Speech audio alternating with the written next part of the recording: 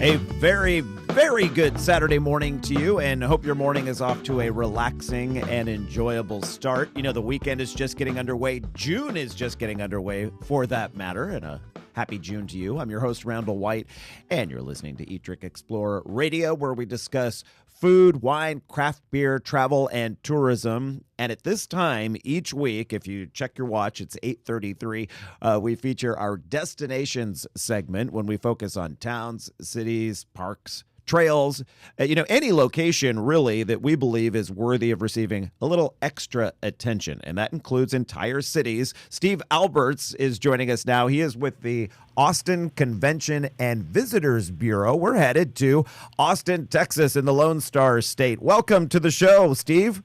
Thanks so much for having us. We appreciate it. It was fun speaking with you on the phone the other day, and I thought this guy is going to make a great guest. He is clearly very passionate about Austin, Texas, and you have a lot of reason to be. It is just full of festivals, events, and things going on constantly, right?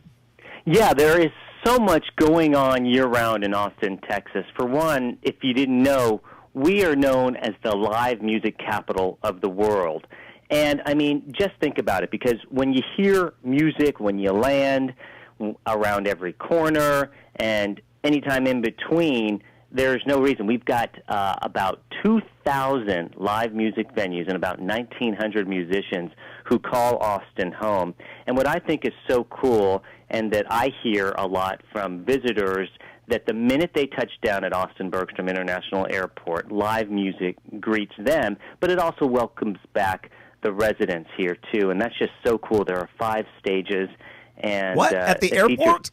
Yeah, at the airport. 5 live music stages. 5 live music stages. And music plays there 13 times a week. So, I mean, you get your fill of music here.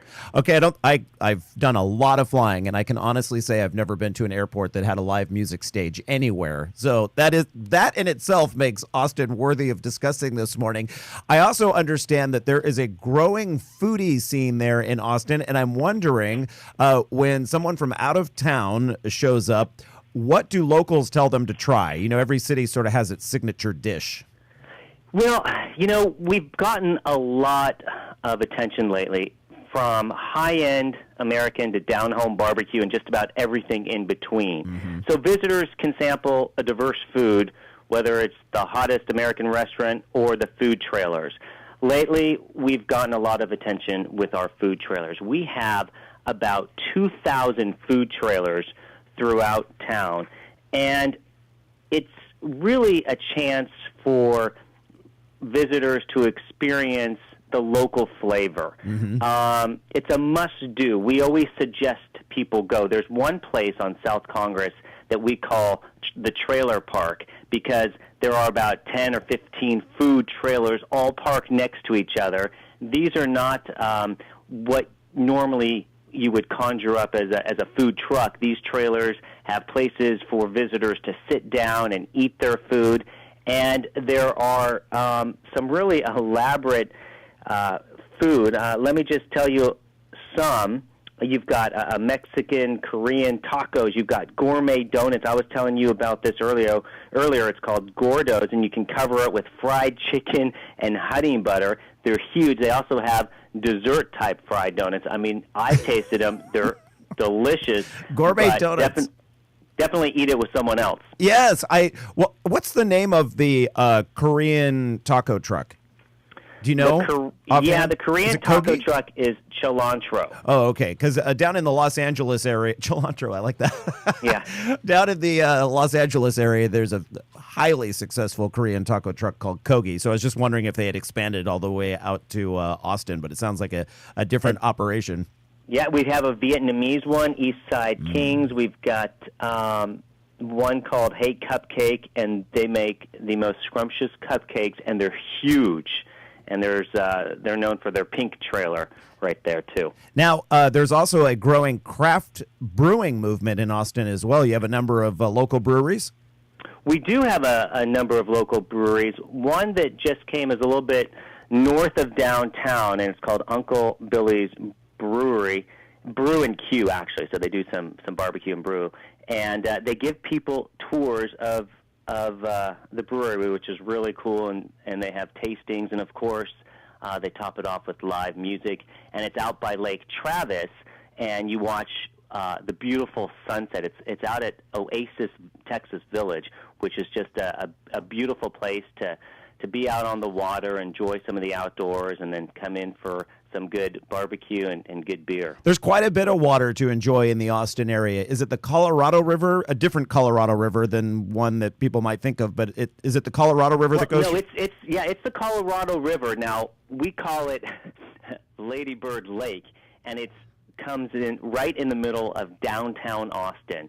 And we've got 10.1 miles of breathtaking hike and bike trails, and on any given day, we're Austin, Texas, we say that we have about 300 days of sunshine, and you will see people there, whether they're running, cycling, we're a big cycling community, Lance Armstrong lives here, and whether they're rowing on the lake or doing something very unique, which is either stand-up paddle boarding or stand-up yoga.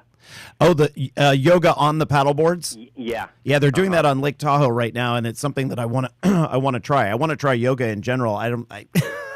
Yeah, well, we've got a lot of yoga studios here, but next time you come, we'll make sure to get you hooked up with that. It's a good core workout. Well, I need to head out there. I know my mom is watching right now, and my mom and dad, but my mom's family is from, my mom was born in a little tiny house in Smithville, and that's in Bastrop County, I believe, Yep. if I have it, and that's just adjacent to the Austin area. Yeah, it's about 45 minutes or so away, maybe a little bit longer, yeah. Now, you're situated in what's known as Texas Hill Country. Right, and so you go out to the Hill Country, which is not too far away, and you've got beautiful wineries and bed and breakfast. So that way. Texas is so large, yet many of us throughout the United States just have like one image in our head, the Lone Star State, and they picture the opening to Dallas from from the 1980s or whatever it might be. But you have like full-blown desert Southwest in some areas, and then you go down to the Houston area and you've got that humid, swampy sort of Gulf of Mexico thing going on. How would you characterize the climate of Austin?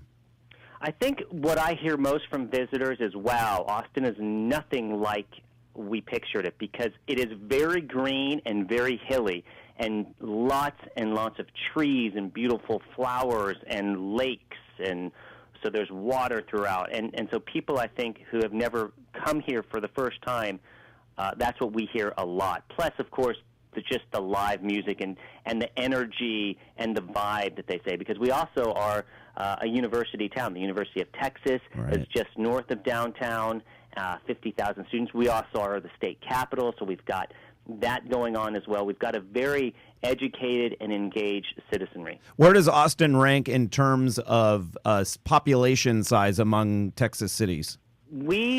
Our population is 1.5 million. Whoa. And we are now, I think we're the fourth, so behind Dallas, Houston, San Antonio, and us. I see. Okay, right. So that's a nice manageable size. And you mentioned all of the trails that follow the river there. How is Austin in terms of a walkable city or a bike riding city? You can get around pretty easily from neighborhood to neighborhood? Yeah, a lot of people ride their bikes to work, and especially downtown is a very safe, walkable city. A lot of people walk it, and in terms of cycling, we've got a lot of people who do that as well. Mellow Johnny's, which is the bike shop that Lance Armstrong owns, is really kind of a cycling community where people will come in and they pay this little membership where they can use the locker room, shower, get ready for work, and park their bikes there. They just store them there, and then they walk to work, and then they come back at the end of the day and ride back home. I like that. Now, if you had, I like to ask Convention and Visitor Bureau people this, if you had family visiting from out of town, where would you tell them to go to get a unique Austin feel? Well, I think one of the things that I love to do is, I have to confess, I grew up in Southern California, and so I grew up with the Pacific Ocean, so I love water. So I like to go downtown to Lady Bird Lake just for the actual feel. Right. Then we can start moving south and go to South Congress, which is a very unique place with one-of-a-kind shops. And then, of course, you have to have a little stop at a food trailer to get some just delicious and unique food. I saw on the Food Channel, I saw an Austin truck featured, and they made some sort of, it was like a taco in a cone, or do I have that right? Something along those lines. Yeah, and it was probably Mighty Cone, I would assume. They have hot country, crunchy meat in tortilla cones, kind of like a waffle cone to put the image in your mind.